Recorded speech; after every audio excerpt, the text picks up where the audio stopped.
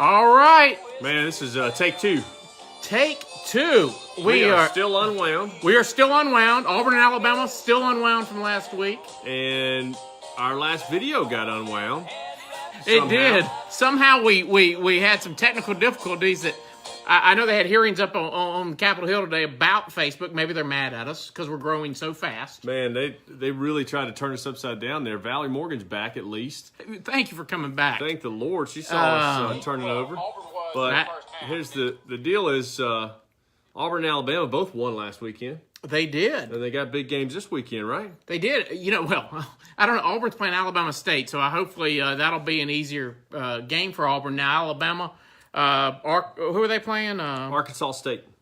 All right, yeah. And we may get to some football picks in a little bit. But, you and I were talking about a little bit ago about the Supreme Court stuff going on. Pretty fascinating part of our democracy here is the Senate's trying to confirm this guy. But, man, you talk about, we have lost all common sense of decency with some of these senators, I swear. Yeah, I feel like anything involved in politics is going to be fighting. And you know what's so sad is this guy is obviously the smartest guy in the room and non-political. So it's like, I think they train him to do that. As soon as you get into politics, you got to learn how to hate the other person and talk bad about them and absolutely dig a hole, throw them in there, throw dirt on their head, everything. Absolutely. So crazy stuff. If you're watching that, that's big stuff. And the Alabama Hammer's here. What's up, Hammer?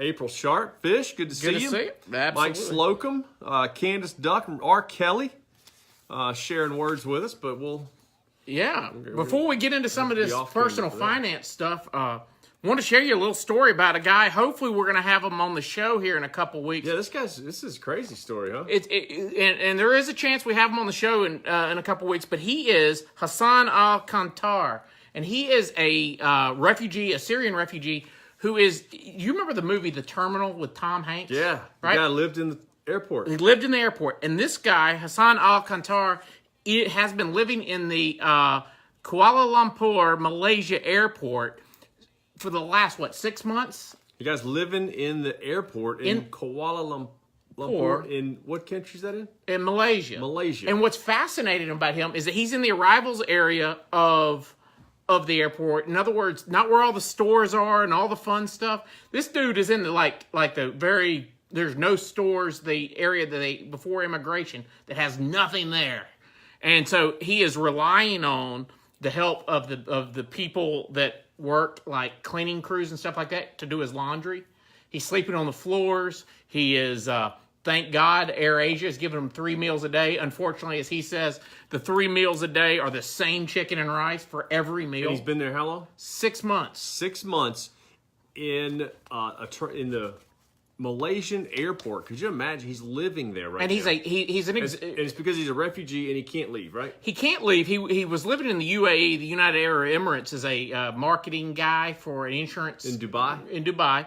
His Syrian passport expired, but during this time there at UAE, the reason it's expired is he can't go back because he doesn't want to obviously join the army of Bashar al-Assad,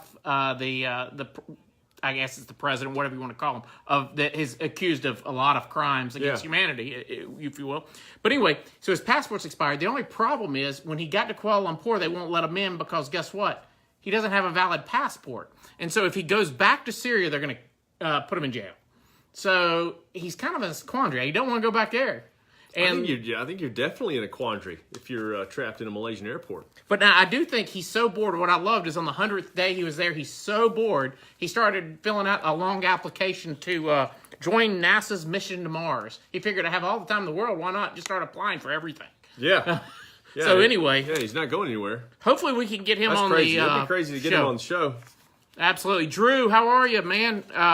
He actually has one of the most beautiful spots in Turks and Caicos, and very good entrepreneur out of Memphis. He owns a bunch of sports clips, franchises, and just a phenomenal businessman. But if you're looking, beachhousebungalow.com, man, Drew, I can't say enough about it.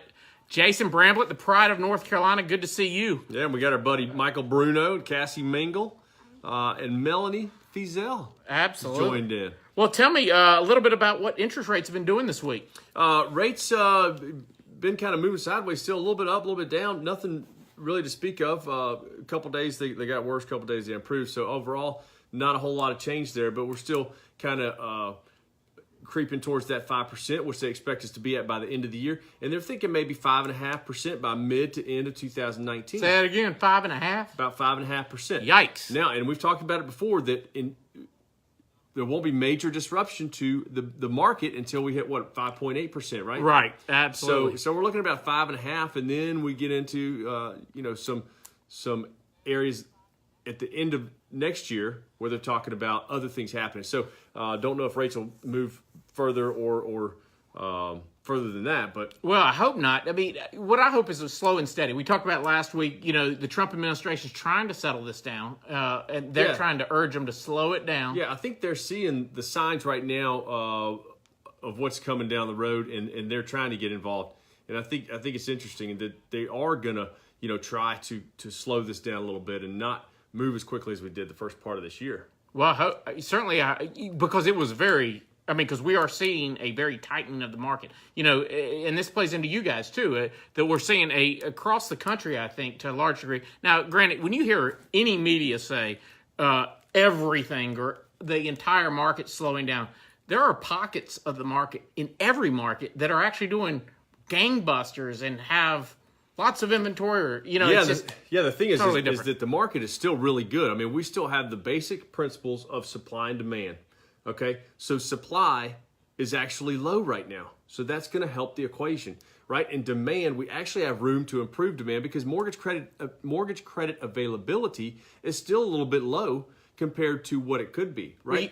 Because yes, we absolutely. retracted so much from where we were 10 years ago that we're starting to open up some new programs. So some mortgage credit is coming back on the market, so that's going to increase demand. So you got Correct. Supply in a good spot. You got the ability to increase demand. So we still have the makings of a good market. Well, and I had a guy call me the other day that watches the show, and he was asking me this question was, what? I got this rental property. It's appreciated. It's gone up over the last 2 or 3 years substantially. Should I go ahead and sell it? And what his mindset was living in 2008. We don't have the makings of a 2008 market, a 2008 bubble, if you will. We're going to have normal fluctuations in the market, but we got to get that mindset out of our head. Look, this guy's cash flowing on his investment every month. He's making money on the investment. My question to him was, why would you sell it? Yeah, and I think you also got to keep in mind the basic principles of investing, like how is it time or timing? Okay, if you try to time the market, more than likely you're going to lose. But if you've got time, you're always going to win, right? Absolutely. And we're going to come back out of all this greater than you were, because keep it this way. Look, we talk about it every week. 2.5%, 3% is inflation anyway, right? And so your investment's pretty good. If somebody, especially dealing with that guy, he's getting it paid down by someone else. Yeah, and it's good to diversify because he's got some money in real estate. He might have some money in the stock market. So if there's problem in the housing market, the real estate's going to suffer, but the stock market may be fine. If there's problems in the stock market, then the stocks may suffer, but the housing may be fine. So it's good to spread that out. And again, if you got time, then you can ride out the dips. Well, it's no different with the stock market. What have we talked about all year long? I mean, I bailed out of so many stocks earlier this year because I made a little bit of money. But had I ridden them out, I'd have doubled, tripled my money on these same stocks like WWE. Right? I mean, right? And so I got out at a time. And in real estate, it's no different. In fact, if WWE falls at some point, which invariably it will, Howard Cannon, good to see you, Governor. When it falls, it could tumble, right? Whereas real estate has an intrinsic value there that's going to probably be a safer investment. Yeah, and you're talking about the WWE, which is like one component, one stock, one company in this country, but you're talking about the housing market, which is a huge component of how we live, a huge component of the whole overall economy. Correct. Massive. So obviously much safer there. But now looking at stocks, just real quick, I did pull up Nike today. And the reason I pulled it up is the story behind Nike right now is that they have brought on Colin Kaepernick to lead a marketing campaign around Colin Kaepernick. Colin Kaepernick sacrificed. Cry me a river. If anybody can really tell me that Colin Kaepernick has sacrificed anything. Stand for something. Even if it sacrifices stand everything, for something, right? Yeah, something like that. Stand for making what what is it, 20, however many millions of dollars he's made over his career. And now he stands for what?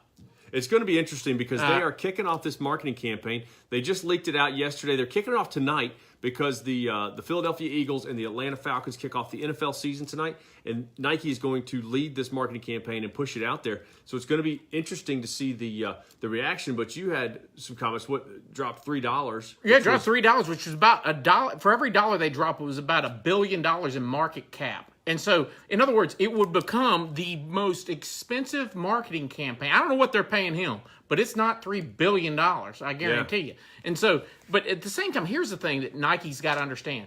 If Nike's apparel was the best and I had no other options, here's the thing. I'm going to buy from companies I don't want to hear about your political leanings with my companies, right? And so I go in with my daughter to buy some athletic shoes. I'm not, given all things being equal, and I see Under Armour, Adidas, Nike, I promise you, and this is not a political statement, it's just saying I'm not going to select Nike because I really don't care. Well, and it clearly is a racial statement. So they said in the article that I read, they said that most, I think 60% of their sales come from overseas, and overseas markets think that America doesn't handle racial issues well, so that somehow is a positive for this marketing campaign. Yeah, and I think Howard Cannon brings it up that Nike likes uncomfortable campaigns because they stuck with Tiger when everybody else jumped ship. He's right, and where I think Nike's misreading this is we're in a different environment. And Howard, it's interesting, to say they stuck with Tiger. I think after that, their whole golf line failed miserably. But now that he's doing something again, they might be picking him up again. I don't know the details of that. They didn't double down on him. I'm pretty sure their golf line failed. But he's right, though, that was a different environment we were in now, because I think the consumer has far more options with all these different companies. Yeah, Chuck, I agree with you. Chuck's saying that he'll buy some Nike stock because Americans are lazy. They won't boycott, because there are some people calling a boycott. And, I think that's true. Very. Howard says they sold their golf line, so that makes sense. Yeah. Okay.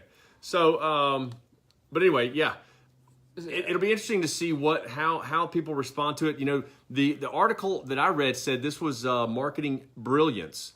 So apparently, a lot of people are thinking this is a great idea. But Candace talks about it's not a political statement, but it is in the sense that overcoming this, he should not be your spokesperson if because what he was arguing about from the day one was already being investigated by the Obama administration by a black president and a black attorney general. Yes, and I did. I watched the commercial. I watched the one that they I guess leaked on YouTube or whatever, and it is about overcoming adversity, and it is a great story. And you don't even know that Kaepernick is narrating it until 75% the way through it. But I still think you're putting Colin Kaepernick as the poster child for this marketing campaign. Just silly. And there was a lot of debate on whether it was a racial issue, a political issue, or whether or not. Now they've come out and said there is no kneeling. So obviously what he did wasn't a great idea, but he got his name out there. No, and quite frankly, knock yourself out, Nike, if you want to do it. I really don't care. I'm just saying that I, as a consumer, will make a decision. It's okay to make that decision because I don't want to be involved with companies where I could care less about their. Yeah, and I think, and Taylor says it's brilliant. Nike care less about who's burning the products. So again, this goes back to something that has happened in Hollywood, where any news is good news. That's right. If we're talking about you and saying you're terrible and we hate you, or we're talking about you, well, actually, if we're talking about you saying we love you and you're great, you're not going to get as much press as if we hate you. No, because I don't think it's overplayed that the right does this. Like, the right's going to boycott. Listen, people, stop boycotting on all sides. I'm tired of boycotting. So, because I like things too much. Let's say I'm on the Chick-fil-A side. I love a Chick-fil-A sandwich.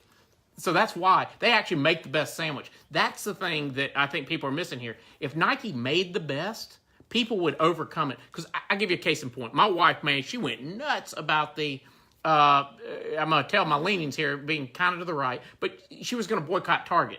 All up until she went to Walmart twice.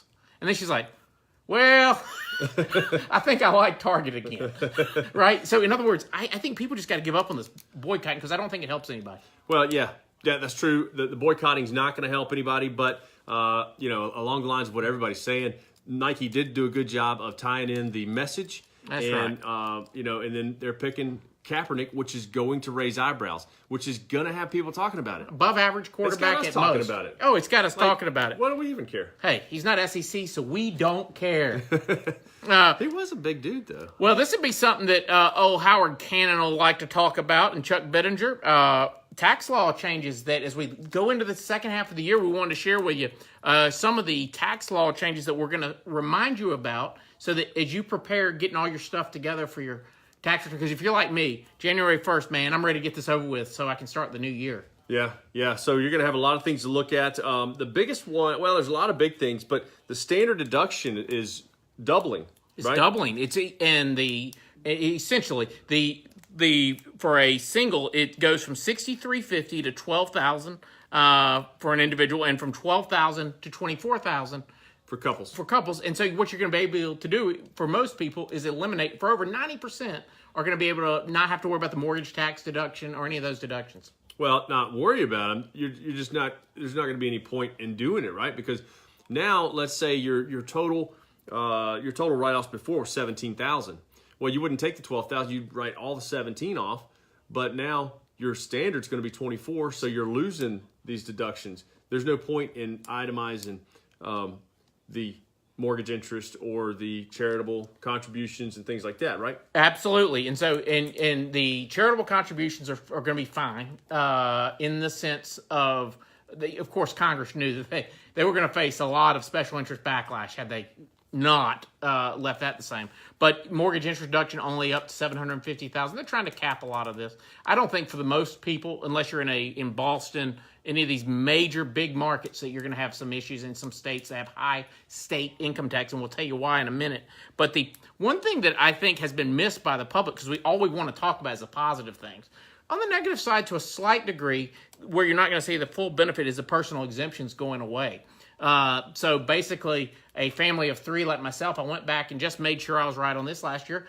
There's three of us. So $12,000 of my income was exempt from being taxed. So it's not a straight deduction. It's not a real deduction. It's just exempt, right? So that's going away. So that will have some effect on neutralizing some of the benefit, but still, it's obviously a win for the consumer, or for the taxpayer, that is. I'm sure Courtney's excited as she's joined us. Yeah, and some of the big things, I know we've got the state and local tax deduction, but the unreimbursed business expenses are going to be a big thing. For me specifically, for a W-2 employee, you are no longer allowed to write off business expenses. Yeah, we used to have a 2% floor on that, and it would say anything over 2%, you could write off, especially if you had a major expense. No more. And so, because they're saying we're giving you more of the standard deduction, you're gonna have to do it. And the hard part is that standard deduction is at $24,000. You're not going to be able to go, okay, now can I kick back in those expenses? They're phased out till all this is phased out through 2025. So big thing there to be making sure you're taking advantage of. The $750,000 cap on mortgages, for most people, obviously not a big deal, but you can take two mortgages. Let's say you have a second home. Yeah. You can do that, because a lot of these folks that have second homes, they also have a good bit of equity in both of them. So you still are going to fall under that $750,000. Yeah, exactly. And obviously, that's obviously a much larger tax bracket up there with that change. Well, what I always hated was happening on those miscellaneous deductions. Man, I'd have to go back and look what tax prep was, what investment expenses I had, those type of things. Man, I was like, man, this stinks. So now you can eliminate all that, and either way, the man's getting his money. Yeah. So we'll see how these tax laws shake out, but moving expenses gone. Yep. And you used to be able to write off even your car expenses during moving, right? Right. So you could get some mileage there. I mean, here's the thing. We're doing better at making this actually more readable. Anybody don't know, I was a tax attorney in a former life.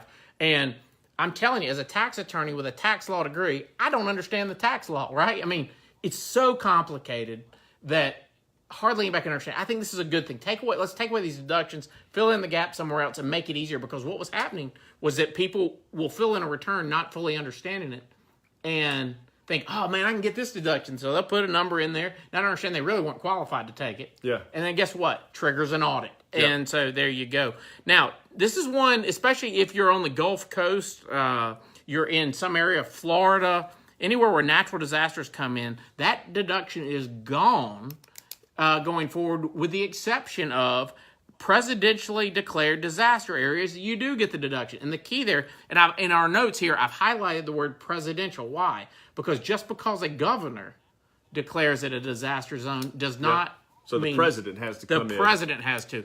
Trump, Obama, whoever it was in office must say, or Trump, I guess we're looking forward. We're not looking backwards on this. I don't think Obama's going to come back and declare. No. And then the last one is, for anybody that's gotten a divorce, you spent a lot of money on that divorce attorney, and then you had to pay her or him. Usually it's her.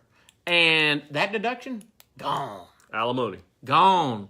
You know, the courts have really disfavored alimony for years because it's such an antiquated idea, because women are actually back in the workforce better than ever, right? I mean, this is not a sexist statement, but they are. They're working more than they did in the 50s, 60s. I mean, I remember representing a guy right before I got out of the law. It was one of the funniest cases. I felt bad for the guy, and we didn't really have a legal argument. We walked into the judge. He had been paying for like 50 years alimony to this woman who refused to get remarried to the same guy she had cohabitated with for 50 years and wanted her alimony still, just to keep him from paying alimony. I thought, man, judge, come on.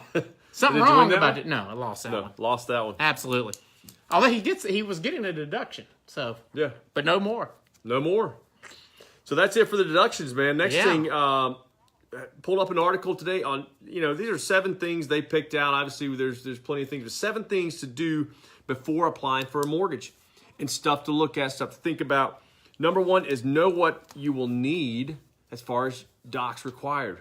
Yeah, big one. This is a big one, but we're basically, the simplest way to say this, and applies to anybody, is we are documenting your income and we're documenting your assets.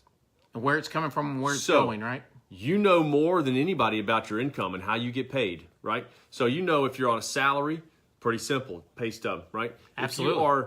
If you are self-employed and you have to file a tax return and get a CPA and give him all this stuff to figure out what your income is, then we're going to need those tax returns.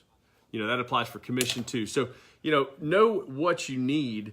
Pay stubs, tax returns, bank statements. Bank statements are all pages of the bank statement. And do you recommend them, just during this whole process, holding those, every time you get the pay stub, don't go looking for them, get the pay stub, put it somewhere where you can have access to it?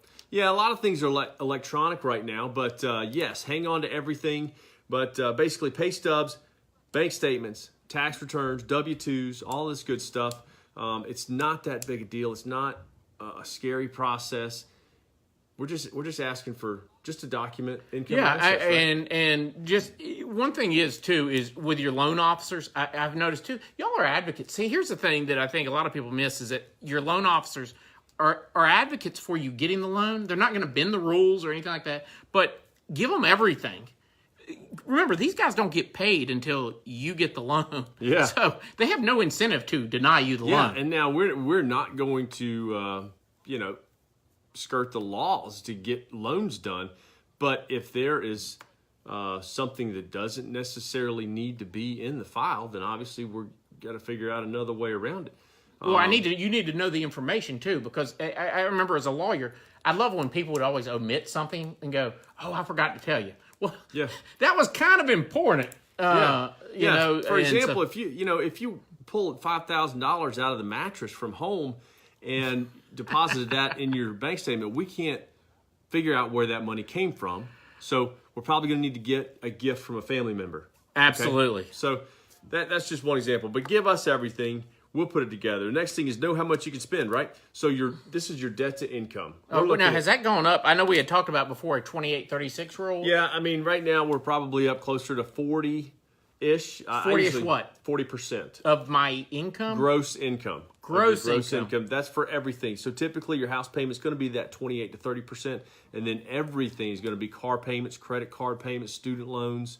Everything is going to be encumbered in that 43%. Well, hey, so under 40% is good. Understand the market you are buying in. What do you mean by that? Understand the market you're buying in is a lot of times in Alabama we don't really have huge things to think about there, but there are some areas like Florida. Florida's close to us. Yep. Florida has a lot of condos. Sometimes these condos maybe don't manage their budget well, or they don't have enough reserves. So sometimes we lose our lights. Sometimes we do lose our lights. They are motion sensitive. Hey, we're back.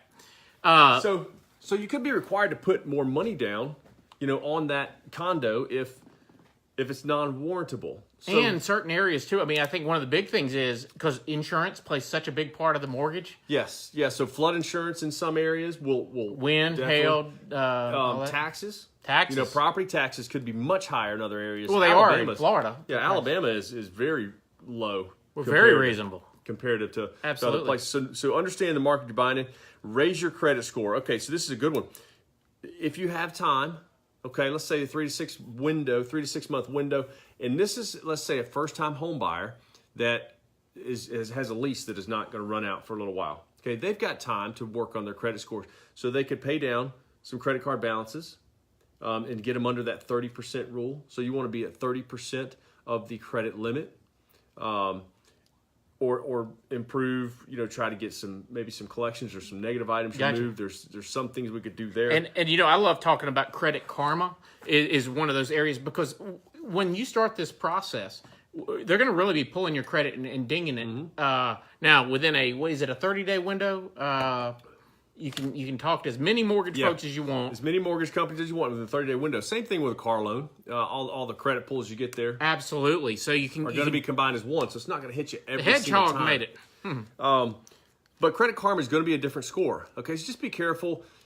I know people want to call and say, hey, give me some rates. I got a 650 Credit Karma, and what can you do for me? Yeah, well, let's keep Credit Karma for what it's worth. Credit Karma is a great spot.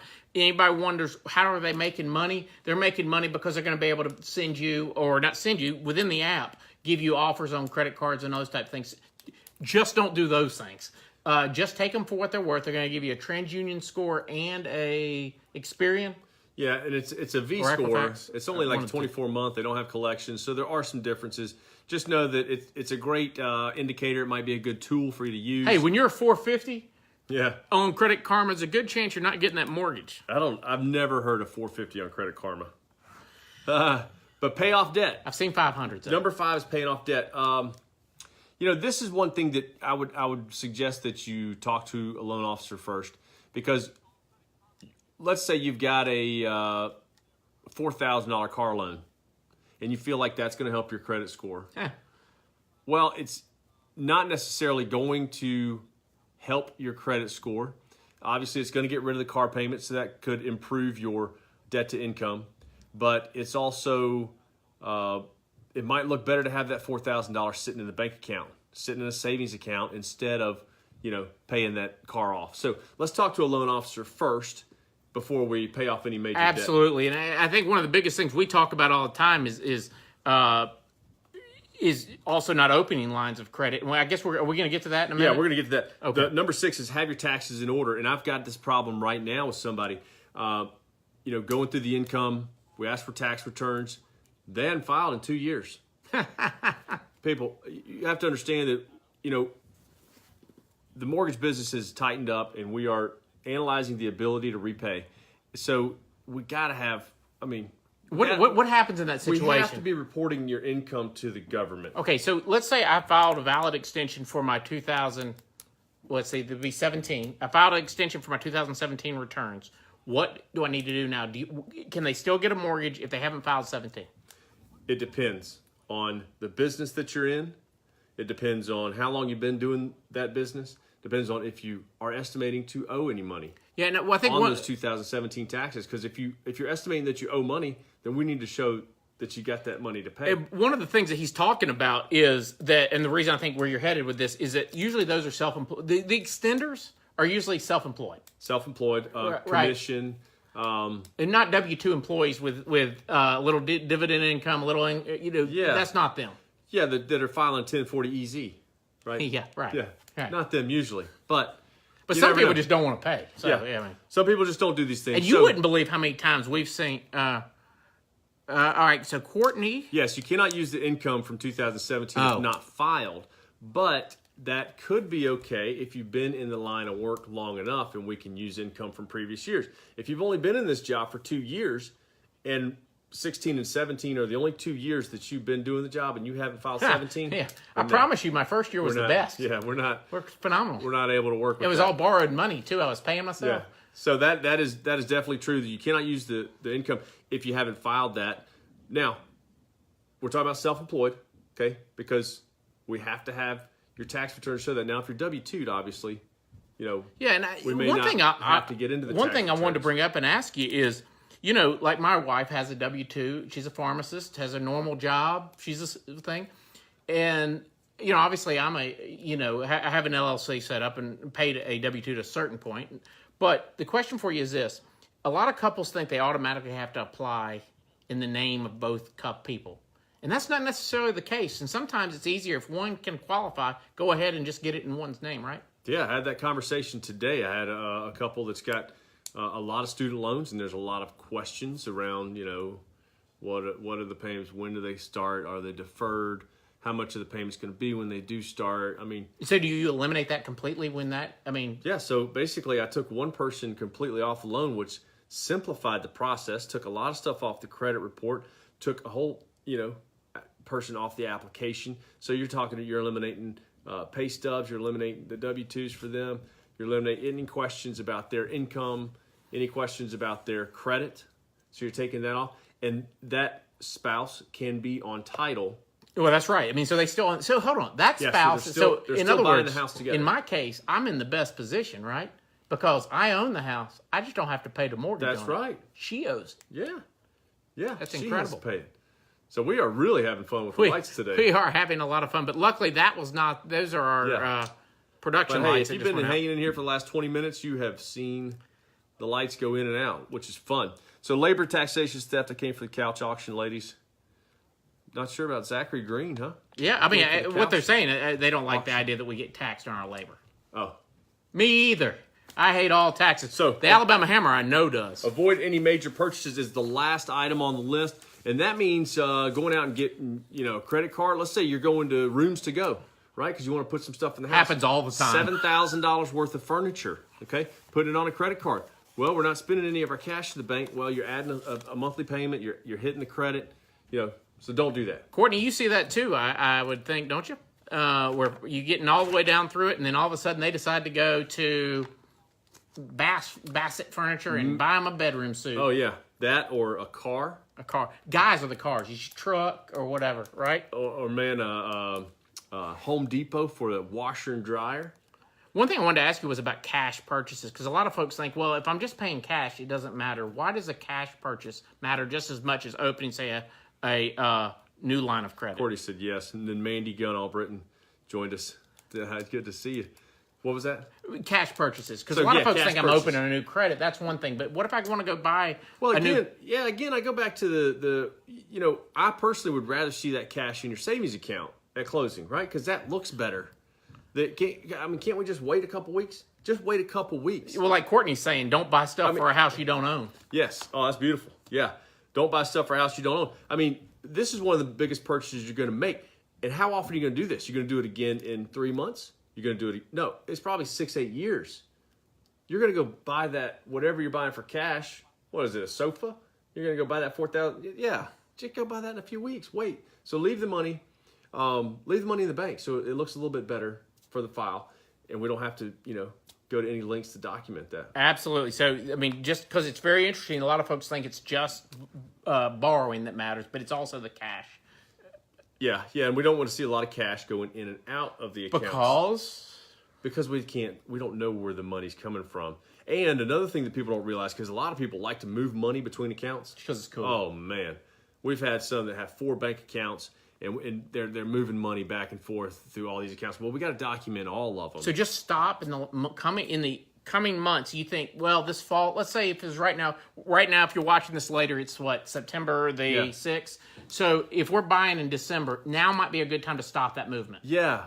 Yeah. Just think about anything that you're doing something, you're going to make the process more difficult. There's several scenarios, right? Anything that you're going to make the process more difficult. So let's just make it easy.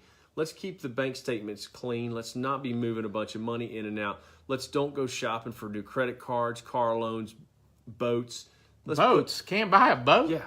Yeah, let's put all our effort and energy into buying this house, make it as easy as possible, and then we'll go get all the credit and boats and RVs and everything else after closing. I'm going back. I mean, I couldn't have said it better. Don't buy stuff for a house you don't own. I know, right? But then buy everything. It'd be my wife's philosophy. Then go get as much as you want. One of these next things, one of the last things before we get to our football picks, because those are the most important things of the week. But am I paying? There's a good article in the Wall Street Journal I was reading this week. Troy Mingle. And Daniel Reed, one of the great football players from the University of Virginia. Good to see you, Daniel. I haven't seen him in, obviously, 20 years. But anyway, am I paying too little for stuff? There's a race to the bottom amongst all these companies. Yeah. With the exception, I love people quote Amazon and all these big ones. Look, they have more money. They know what to deal with, so they're not worried about it. But Movie Pass is a good example. Man, I wish Taylor was still on here. I don't know if she is, but she was a huge fan of Movie Pass, and now it's gone. I read the article about it saying that it started out as a niche program or niche program, right? About $35 or $100 a month. It completely changed an industry. Yeah, and now it was $10 a month, and now it's bankrupt. Because the established companies were able to go, okay, that's where we're headed. We're going to have to change, and guess what? You're going to be out of business. Movie Pass, great idea. And then they even went down to the very end and borrowed. Was it $20 million, whatever, to stay afloat for 1 week, and it just didn't work. And so Movie Pass had to drop the price so low for people to get interested that they had to drop it so low that they stopped making money. Take Blue Apron. These companies, the shipping costs, outrageous. But so what the whole article was talking about was not, hey, let's don't use these companies or whatever, but it was ultimately a question that there is no answer to, but because it's each personal. Are we really doing good for the consumer by having a race to the bottom? Because what ends up happening is a lot of these employees of these companies end up losing their jobs real quick because those companies get under money pressure, right? When it's so cheap that they can't afford even a basic employee. Yeah, the competition is so stiff that we're actually cannibalizing each other, right? So, like even with these meal boxes. Yep, right? meal boxes. People will get the meal boxes for 2 weeks and then cancel them and then sign up with somebody else, right? Absolutely. They're going to go to somebody else. And so what you're doing is this great idea that started off. And what's really funny is they talk about is that a lot of these small upstarts don't ever get the credit for changing an industry or changing a business model and they're broke, right? But then here comes hopefully somebody to take their place that will become, take Netflix, for example. Netflix didn't rise out of nowhere, but from the standpoint of major business, they did. Yeah. They changed an industry that was already started with Blockbuster and all these. And I guess there's an economy of scale, right? So they rose above these pricing pressures, right? And yes. So a lot of smaller companies still fight this, and they still. It's like a restaurant. It takes a couple of years for a restaurant to earn to make a profit, right? Well, they raised in the last year. Amazon Prime, Netflix both raised their rates, and one thing they knew about me was I wasn't gonna cancel. Yeah, you weren't going anywhere because they were indispensable to me. Yeah, you're already ingrained in them. But isn't that such an American thing to say? I'm addicted to 2-day shipping. Yeah. Right, which they suck at now because they're not. By the way, they're not hitting things right away. They are not hitting their 2 days. But anyway, one other thing I wanted to bring up about that was. Are the cheap things turning us into reckless spenders? In other words, we're so addicted to this, right? I could probably do without Netflix now because I got YouTube TV and all that, right? Is it reckless for me to be spending that extra money just because it's cheap, right? And so, in other words, but then you take that times every other thing that's out there, every other $3, reckless. $4, $5. It's only $3, $4. Yeah. Or it's like my daughter. We got to go to the Dollar Tree. The only problem is she doesn't understand we're not buying one thing. She Yeah. wants 9 things, and it's now $9. Or when my wife has gone Yeah, to... but we went to the Dollar Tree, though. Or it's like my wife saying she plays the penny slots. She goes, well, it's only 200 pennies. Yeah. I'm like, that's $2. Yeah. So she would never go to the $2 slot machine and play $2. But she'll play 200 pennies. Yes. Yeah. Because it's a penny machine. Well, that's the way She's going to kill me, by the way, for saying that. That's the way they bring you in, right? Well, yeah, boy. But she's not addicted to gambling or anything, just so I don't get in trouble. Yeah. Got to stay out of trouble. I got to do that. But football picks, man. Yeah, so what do we got? We got this weekend. Man, I tell you what, Alabama looked good last week. I know you hate to say that. No, one guy looked great. No, I'm sorry. Deontay Thompson played safety. Waddle is a freshman returning the football. Damian Harris is a senior. I'm just kidding. Stud. They had a couple other runners. Najee Harris. Oh, golly. The punter? Oh, y'all didn't see the punter. I'm Oh, sorry. yeah. I'm sorry. Did he play? I don't even know if they have one. Man, I was talking to my son Brady last night. I think the average score for the rest of the year on Alabama is going to be 45-7. Well, who's Wisconsin got this week, by the way, Howard? Yeah, Troy Mingle would know that too. Hey, because I tell you what, there is nothing, I should say nothing better. Top 10 traditions in all of college football, jump around, start of the fourth quarter at Wisconsin. That place is rocking with jump around. Wisconsin. Yeah, own Wisconsin, that's right. Yeah, they do good. Well, let's talk picks. Yeah, so I got UGA in South Carolina.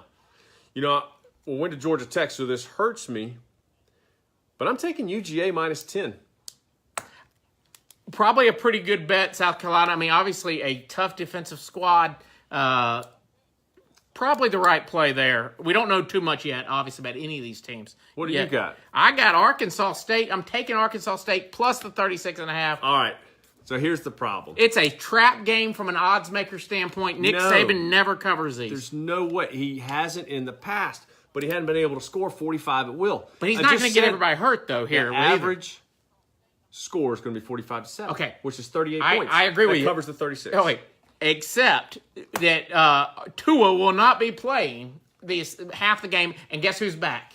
Everybody's favorite, Jalen Hurts, is back. He'll still score 40 in the first half. All right, let's talk about one of mine that I got here. I got Kentucky plus 14 at Florida. Kentucky always. I don't even have to know anything about Kentucky to know that they play tough for some gosh awful reason at Florida at Ben Hill Griffin Stadium.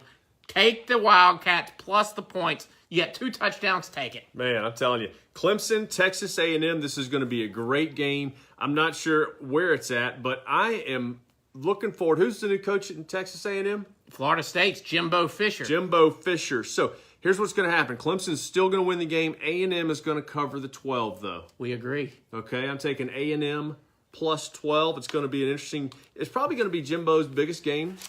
Well, it's definitely a test early, and look at this. We got New Mexico. You will blow New Mexico out. Well, by their standards, what's great about Wisconsin? They're just big, and they love to barrel through you. And look, I don't know what the line is, but you're going to win by 3 touchdowns.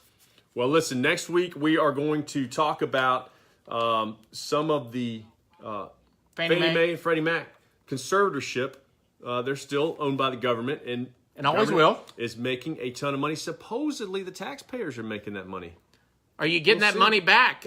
Big question of why they're not getting it back. We're going to get that information for you, and we're going to slowly make a transition. See these guys right here, this guy here. You're going to see some new branding for the happy hour. Yeah. Yeah, looking as we transition. that. Yeah, man, we're kind of a big deal. We're kind of a big deal. We're working on it. But I appreciate you guys tuning in, and we'll see you next Thursday at 4 o'clock. Let's do it. All right. Y'all have a great week, great weekend, and War Eagle. See you guys. Bye.